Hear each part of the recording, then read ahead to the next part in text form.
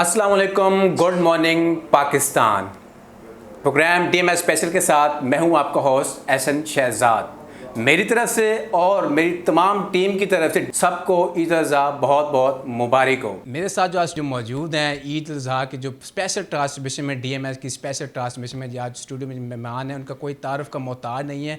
आप किसी जगह भी देखते होंगे, सोशल मीडिया देख लें, हर जगह आपको वो नज़र आएंगी। मेरे साथ सूफ़ी सिंगर रहीला खान साहब मौजूद है। अस्सलाम वालेकुम, कैसी हैं? वालेकुम अस्सलाम जी, ठीक ठाक, अल्लाह ताला का बहुत ज़्यादा करम।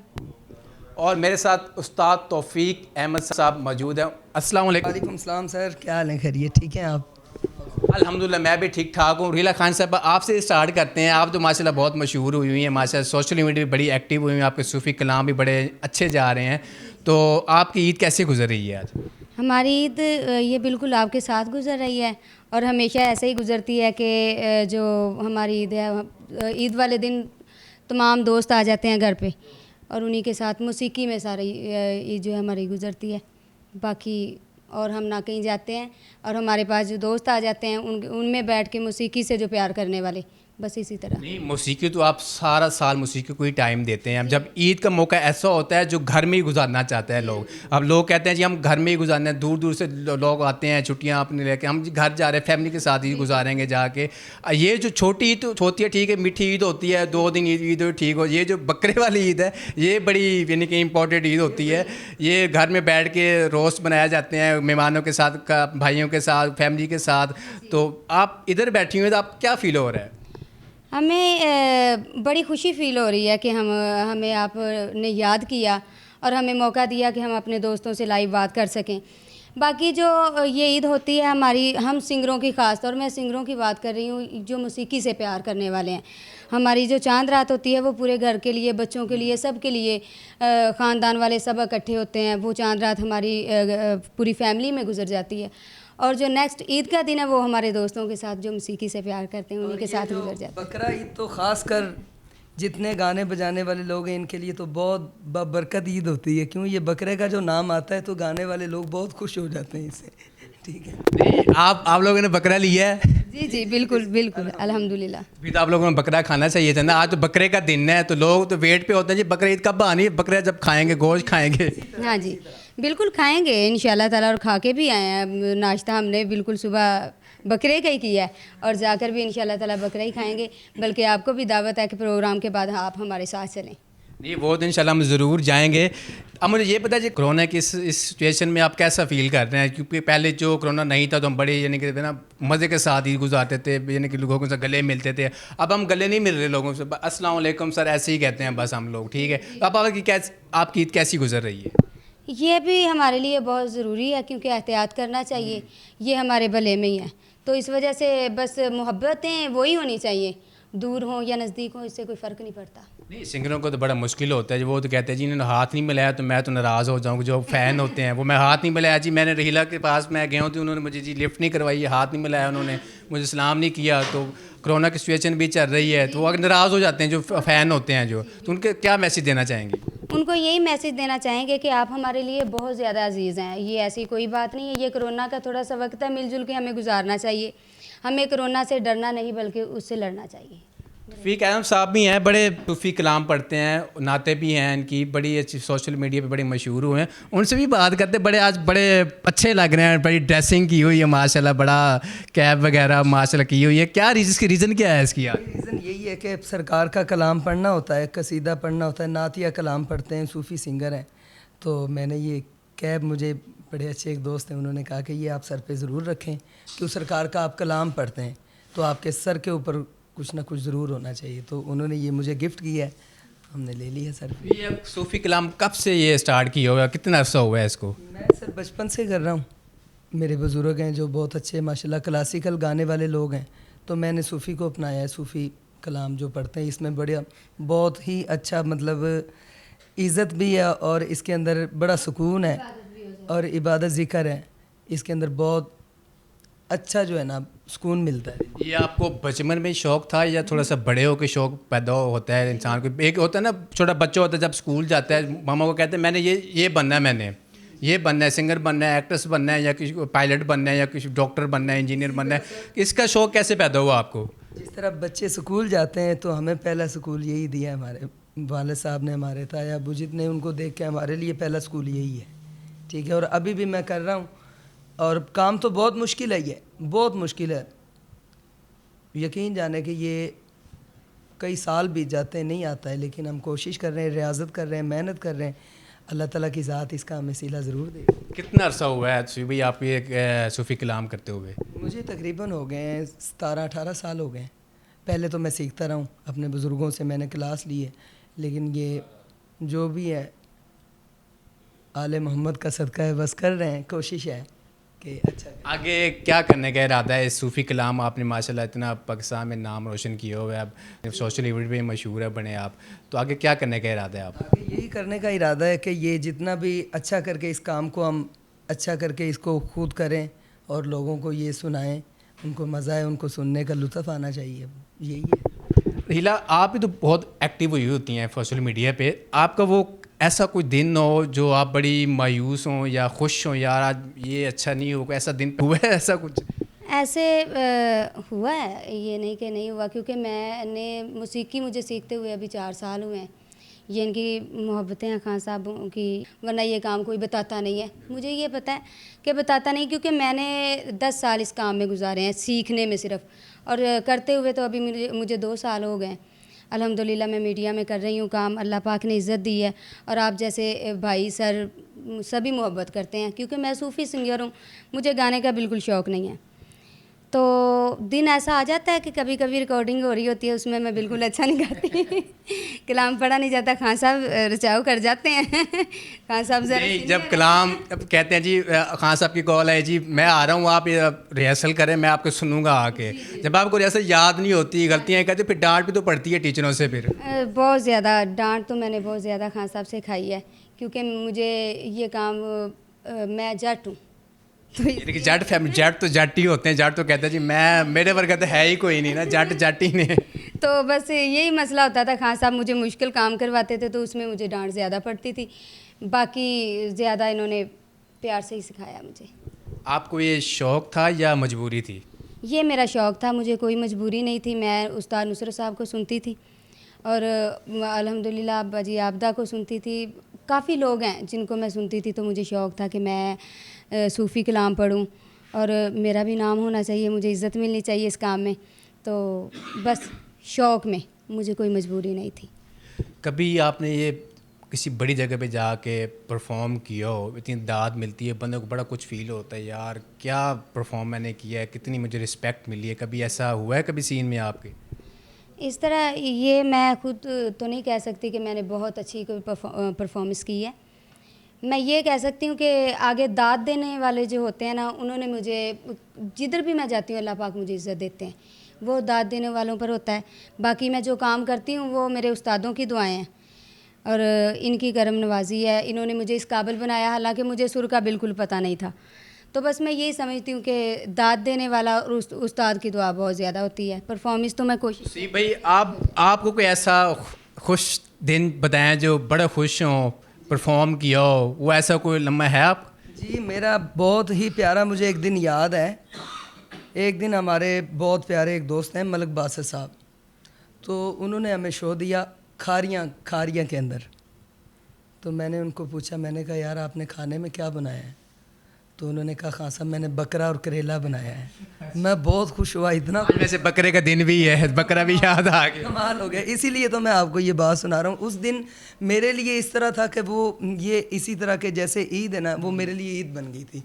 बहुत मज़ा आया मुझे। यानी कि वो आपका बड़ा अच्छा दिन गुजरा, यानी कि आपका वो बहुत अच्छा गुजरा। तो आज कितना बकरा खाया आपने? आज तो माशाल्लाह घर में तो फ्रिज फुल होगा आज, तो आज कितना बकरा खाया? अल्लाह का बहुत करम, काफ़ी दोस्त हैं, कुछ वो काफ़ी बिल्कुल ठीक, लेकिन सेहत तो अभी थोड़ी है, तकरीबन ज़्यादा से ज़्यादा इतना ही खाता हूँ मैं, ज़्यादा नहीं। सेहत आपकी बहुत है माशाल्लाह, नज़र मुझे आ रहा है ना माशाल्लाह, बहुत सेहत है। स्मार्ट इंसान जो होता है ना वो हर जगह पे कामयाब ही होता है। मोटा जो बंदा होता है ना वो हर जगह जहाँ भी बैठता है बड़ी तकलीफ़ हो, टेंशन होती है कि कोई भी जगह हो। आप तो माशाल्लाह स्मार्ट हैं। बिल्कुल ऐसी ही है। ये अल्लाह ताला ने जो मुझे ये सेहत दी है, ये बहुत मैं अल्लाह का शुक्र अदा करता हूँ। ये उसकी ज़ात का बहुत करम है। तो बाज़-औक़ात कुछ दोस्त ये भी कहते हैं कि खान साहब आपकी सेहत इतनी है और आप जब आवाज़ लगाते हैं ये कहाँ से निकलती है? तो मैं उनको ये कहता हूँ कि ये मेरे अल्लाह ताला का करम है।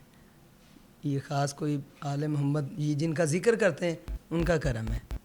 ये आवाज़ से आपने बात की, तो आज थोड़े से जो देखने वाले हमारे आपके जो फ़ैन हैं आपके, तो उनको आज क्या सुनाएंगे? आज हम कलाम है उस्ताद नुसरत फ़तेह अली साहब का मुस्तफ़ा या मुस्तफ़ा। तो ये कोशिश करेंगे कि हम सुना सकें अच्छा ये सब लोगों को, और उम्मीद करते हैं कि पसंद आएगा। तो आज आपको नात या कलाम से हम स्टार्ट लेंगे, तो इंशाल्लाह ज़रूर सुनाते हैं आप। लें जी, तौफीक अहमद ख़ान साहब सुनाने जा रहे हैं, तो आप सुने ज़रा आवाज़ इनकी। तो और रहीला खान साहब भी साथ ही हैं इनके। तो रहीला तैयार हैं आप? 100% तैयार हैं? जी बिल्कुल बिल्कुल।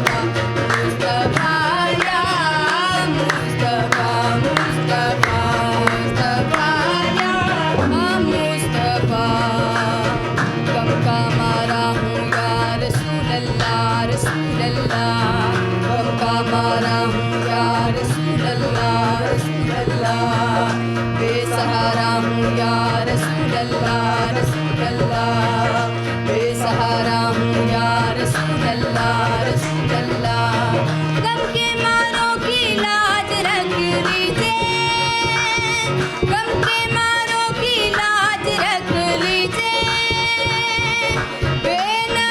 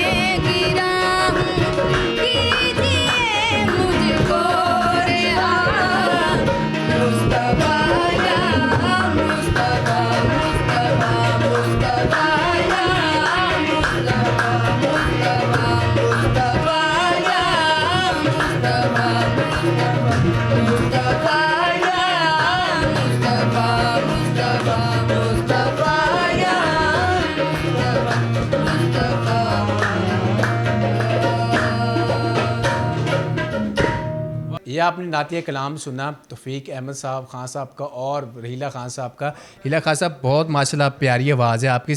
गले की हिफाजत भी करनी पड़ती है ना, ठंडा पानी नहीं पीना, चावल नहीं खाने, ये बड़ा सिंगरों के लिए बड़ा मुश्किल होता है। ये कैसे मैनेज करती हैं आप? ये परहेज़ ही करना पड़ता है और इसको कोई तरीका नहीं है मैनेज करने का। कोई जो तरीका होता ही है, जाहिर सी बात, किसी घर घर जाते हैं, मेहमानों की तरफ जाते हैं, वो ठंडा पानी रख देते हैं, कोल्ड ड्रिंक रख देते हैं, तो वो सिंगर के लिए बड़ा लाजमी होता है कि गला अगर साफ़ नहीं है, गले में इन्फेक्शन है, तो वो गा ही नहीं सकता वो तो इसकी रीज़न क्या है इसकी? इसका यही रीज़न है कि जितने भी हमसे मिलने वाले लोग हैं, मेरी फैमिली से रिलेटेड या मेरे दोस्त हैं, खान साहब के दोस्त हैं, सभी को पता है कि हम ठंडा पानी नहीं पीते, चावल नहीं खाते, जिन जिन चीज़ों से हमें परहेज़ है वो बनाते नहीं है, ना हमारे आगे वो रखते हैं।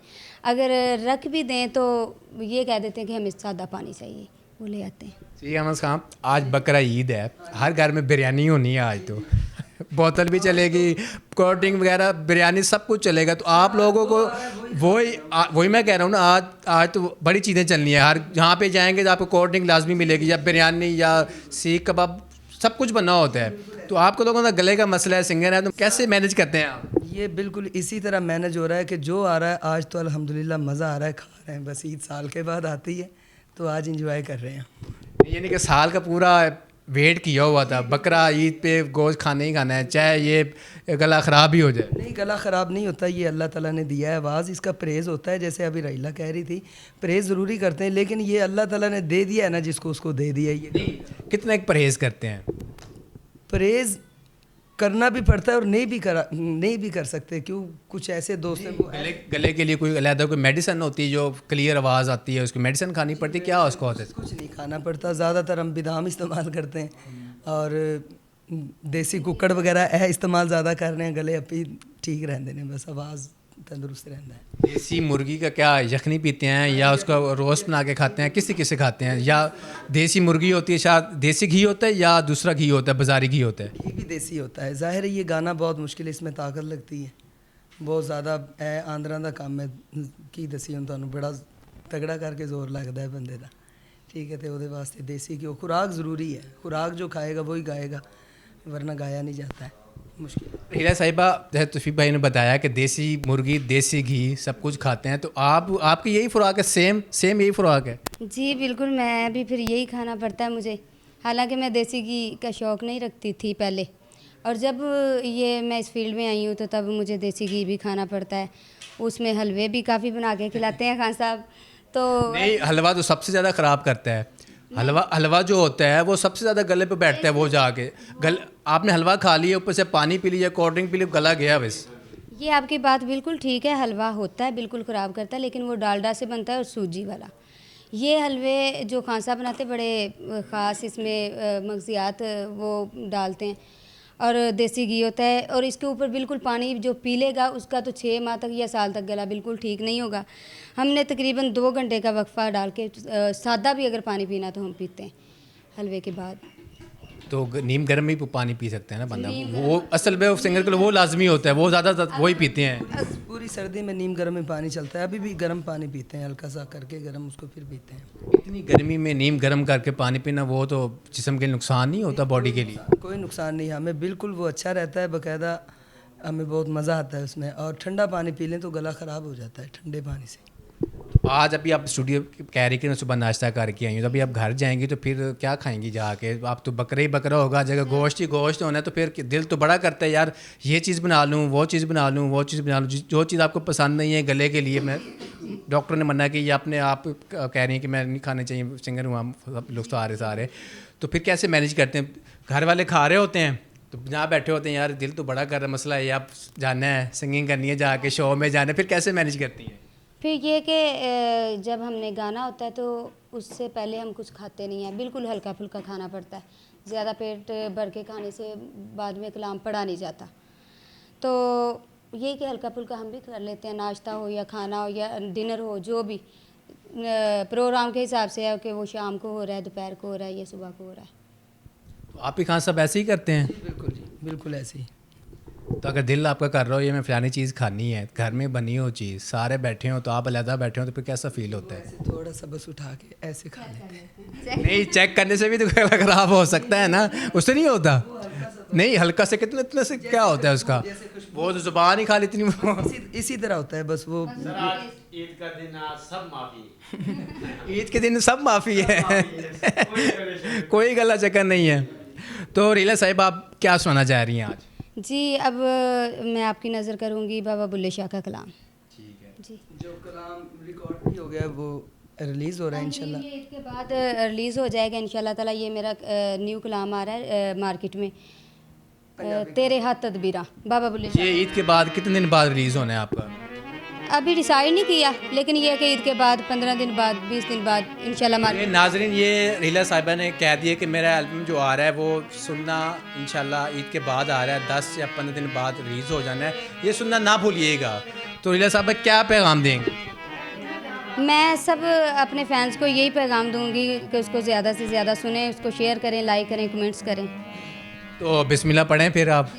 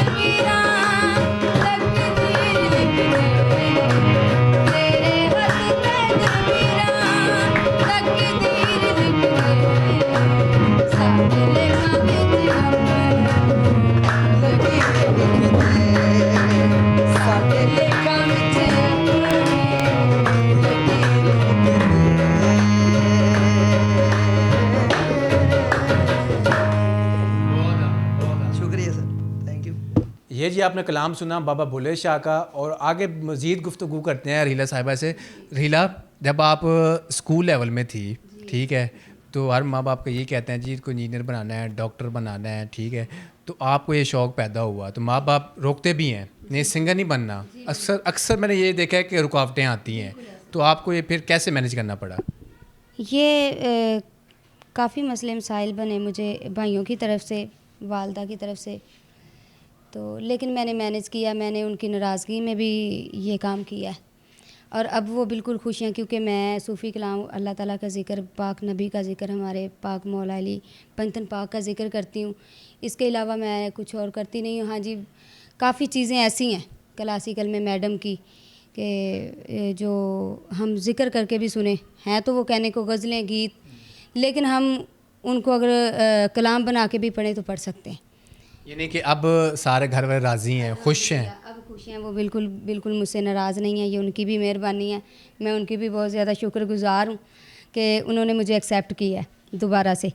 तो और कोई मसला नहीं हुआ, ये घर की तरफ से, भाइयों की तरफ से, वालदा की तरफ से हुआ था थोड़ा सा मसला, और अब अल्हम्दुलिल्लाह ठीक भी हो गया। यानी कि पूरे ख़ानदान में रहीला ख़ान साहब ही हैं जो माशाल्लाह छाई हुई हैं। हाँ जी, बस हमारी फैमिली में से लड़की सिर्फ मैं ही हूँ जो इस फील्ड में आई हूँ, शोबिज़ में। तो और किसी को इजाज़त, मुझे भी इजाज़त नहीं थी, लेकिन मैंने थोड़ी सी बस जल्दबाजी और अपने शौक़ को मद्देनज़र रखा। मैंने कहा नहीं, ये मैंने करना है। तो आपकी एजुकेशन कितनी थी? जी, मैंने मैट्रिक के बाद छोड़ दिया था वाल साहब की डेथ की वजह से। तो उसके बाद मैंने, हमारे फैमिली में जो लेडीज़ है ख़ास तौर, ना वो जॉब्स करती हैं, ना ज़्यादा वो बाहर अंदर, यानी कि काफ़ी पर्दा होता है। तो वाल साहब की डेथ के बाद मैंने छोड़ दिया था। उसके बाद मुझे ये शौक़ तो बचपन से था, लेकिन उसके बाद मैंने ये सीखना शुरू कर दिया, लोगों से मिलना जुलना शुरू कर दिया। तो बस इसी तरह मैंने ये। कभी बाहर जाने का भी इत्तेफाक हुआ? किस बात का? यानी कि बाहर जाते हैं ना सिंगिंग के लिए, अक्सर यानी कि सिंगर जाते हैं बाहर, पाकिस्तान का नाम रोशन करते हैं, लोग वहाँ पे पसंद करते हैं जी पाकिस्तानी सिंगर हैं जी, इसको सुनना चाहिए। जैसे हमारे बड़े बड़े नाम हैं, अतौल ऐसा खैलवी, रात फ़तेह अली ख़ान, उसको फ़तेह अली ख़ान जो अब तो बड़ा नाम कमाया उन्होंने, अब पूरी दुनिया जानती है उनको। तो आपका कभी इत्तेफाक हुआ है वहाँ पर जाने के? नहीं, आउट ऑफ कंट्री बिल्कुल अभी नहीं गए। हमें काफ़ी ऑफ़र्स हुई हैं, लेकिन हम मुकम्मल टीम के साथ जाएंगे इंशाल्लाह ताला, और अपने वीज़ों पे। तो फ़ीक अहमद भाई साहब, आप क्या कहेंगे? जी सर, मैं तो कुछ नहीं कहूँगा। इतना अच्छी माशाल्लाह आवाज़, आप क्यों नहीं कुछ कहा? आपने तो बड़ा कुछ कह दिया है, आपने तो बड़ा कुछ कह दिया है। मैंने क्या कहना है, मुझे आप बताएं। मेरा ये सवाल है, आपको जो रीला बता रही हैं कि मेरे घर वाले यानी कि इतने यानी कि थे कि सिंगिंग नहीं करनी, आपकी रुकावट थी इस तरह का? मेरी रुकावट कोई रुकावट नहीं। मेरे घर के अंदर कोई बच्चा अगर पैदा होता है तो वो भी गाता पैदा होता है बेचारा। यानी कि आप ख़ानदानी सिंगर हैं, सारे लोग सिंगर ही हैं ख़ानदानी? बिल्कुल, मेरा चाचा, ताया, बाबा, दादा, बच्चे पूरे छोटे छोटे से लगा के बड़े तक पूरी फैमिली गायक है। और ज़्यादातर उस्ताद मेहदी साहब के, मतलब मेरे वाले साहब के मामू हैं वो, ठीक है। मैंने ये आपको पहले भी बताया कि मैं सूफ़ी को मैं बड़े दिल से गाता हूँ। सूफ़ी मुझे बहुत इसमें बहुत दिल को सुकून मिलता है, ठीक है। और ज़िक्र भी है, आका का ज़िक्र है। तो वैसे मैं गज़ल भी गा लेता हूँ, ठुमरी भी गा लेता हूँ, कोशिश करता हूँ मैं हर काम करने की। बुज़ुर्गों ने बताया, सीखा है उनसे, और हमें तो कोई किसी किस्म की रुकावट नहीं है। सिंगर कौन सा आपका, सूफ़ी कराम जो सिंगर पर हैं, वो कौन सा फेवरेट है आपका? जी, फिर आप कॉपी करते हो यार, ये मेरे सब कुछ है, मैं इसको ही कॉपी करना, इसके अलावा मैंने किसी को कॉपी नहीं करना, चाहे जो भी हो करना, मैंने इसी को ही कॉपी है, वो कौन सा है आपका? वो इस तरह है सर कि मैं उस्ताद सलामत अली ख़ान साहब को भी बहुत दिल से सुनता हूँ, ठीक है। वो उनकी जो काफ़ी हैं, ख्वाजा गुलाम फ़रीद साईं की, बाबा बुल्ले शाह की, सुबहान अल्लाह, इतने अच्छे अंदाज में किसी ने, मतलब हमने, मुझे वो उनका बहुत अच्छा, जिस तरह वो गाते हैं मैं उनको मानता हूँ, दिल से सुनता भी हूँ।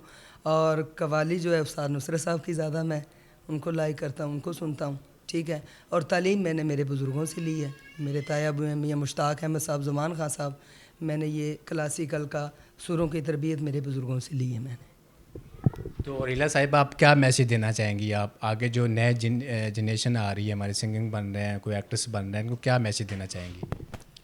मैं मैसेज ये देना चाहूँगी इस फील्ड से रिलेटेड लोगों को कि इस काम में बहुत ज़्यादा परेशानियाँ आती हैं, काफ़ी उतराव चढ़ाव आते हैं, मुश्किलें सामने आती हैं, लेकिन बिल्कुल घबराना नहीं चाहिए, इसे दिल से करना चाहिए, रियाज़त अपनी जारी रखनी चाहिए, तो इंशाल्लाह ताला मंजिल ज़रूर मिलेगी। जी भाई, आप क्या कहना चाहेंगे, क्या मैसेज देना चाहेंगे आप? जी सर, मैं ये मैसेज देना चाह रहा हूँ कि अल्लाह ताला हमें ये जो बीमारी है, ये इससे हम दूर हो जाएं। जितने भी इस बीमारी में लोग, कोरोना, ये कोरोना नाम ही बहुत ख़तरनाक सा नाम है, बड़ा इससे डर लगता है। अल्लाह माफ़ करे, और अल्लाह ताला हमारे मुल्क के अंदर जैसे पहले थी खुशियाँ, उसी तरह खुशियाँ, और वही जिस तरह पहले कितनी प्यारी रौनकें थी, ठीक है, उसी तरह हो जाए, मेरी ये दुआ है सर। ये आपने मैसेज सुना रहीला साहिबा का और तौफीक अहमद ख़ान साहब का। मेरे साथ ढोलक जो बजाते हैं यहाँ पे बाबा बशीर साहब हैं, उनसे गुफ्तगू करते हैं। अस्सलाम वालेकुम बाबा जी, क्या हाल है आपके? बिस्मिल्लाह बेटा, वालेकुम अस्सलाम। ठीक हो?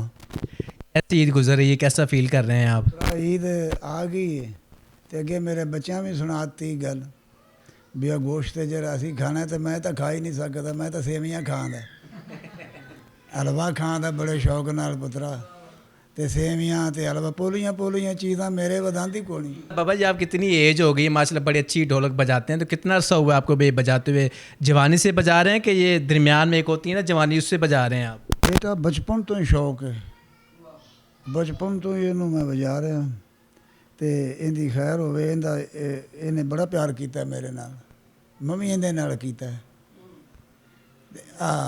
प्यार करद्या करद्या हुण बड़े पा आ गए, तो इन्हां बच्चों के हथी बच्चे मुरादबाद ने दोवें, या धी रानी मेरा बच्चा है, रीला मेरी धी है, ये मेरे नाल प्यार करते हैं, इन्हां दे प्यार वास्ते मैं फिर इन्हां दे नाल हां। ये ढोलक वाले होते हैं, हारमोनियम वाले होते हैं, जो भी होते हैं, इनके बगैर ये सिंगर कुछ भी नहीं होता। तो अंकल जी, आप क्या मैसेज देना चाहेंगे? बेटा मैसेज तो मेरे को ये भी अल्लाह पाक सानू रिहा कर देवे इस मुसीबत तो, सब दुनिया नू रिहा कर देवे, अल्लाह सब ते खैर करे। ईद वाला दिन है, सब ते अल्लाह खैर करे, तोड़े ते भी खैर, मेरे ते भी खैर, पूरी दुनिया दी खैर, ये मेरा मैसेज है। तो अल्लाह सब दियां ही खैरां कर देवे, तो असीं उवें जिवें खुशहाल सां, सारे खुशहाली च हो जाइए। मैं बहुता बुलडा हो गया कोरोना की वजह नाल, आंदे ने बुलडा नूं लई जांदे ने। ये जी आपने बाबा बशीर साहब का मैसेज सुना है, तो ये दुआएं दे रहे हैं, जो कोरोना आया हुआ है पाकिस्तान को, बल्कि पूरी दुनिया में आया हुआ, तबाही मचा दी है। तो मेरी भी दुआ है, सबकी दुआ है कि इस कोरोना से हमारी जल्द से जल्द हमारी जान छूट जाए। तो रहीला साहिबा, तो अब हमें क्या सुनाना चाह रही हैं आप? जी, ये बाबा बुल्ले शाह साहब की काफ़ी है, वो आपकी नज़र कर रहे हैं। ये जी आप बाबा बुल्ले शाह की काफ़ी सुने हैं आप, तो मुझे दें आपके लिए इजाज़त।